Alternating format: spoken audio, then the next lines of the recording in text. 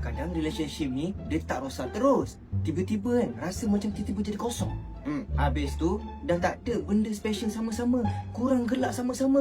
Lepas tu nak share momen sama-sama pun macam dah tak ada benda yang menarik. Sebab itulah saya rasa macam couple tu ni menarik. Sebab apa? Couple tu ni dia buatkan macam kita punya relationship dengan pasangan kita tu jadi macam hidup balik. Macam drop and gas ni, nampak simple kan? Tapi benda ni lah yang boleh buatkan hubungan tu happy, berbahagia dan gelak sama-sama. Lepas tu ada couple quiz lagi.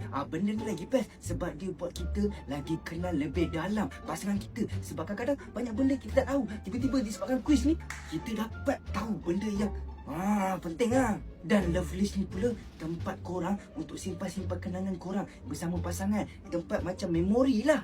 Bagi saya, benda ni lah yang buatkan hubungan kita, relationship kita dengan pasangan kita akan jadi lebih bermakna. So, sekadar cek-cek je, saya rasa lebih syorkan lebih baik pakai couple tu ni. Alah, manalah tahu benda ni boleh membantu couple. Apa salah kita try kan?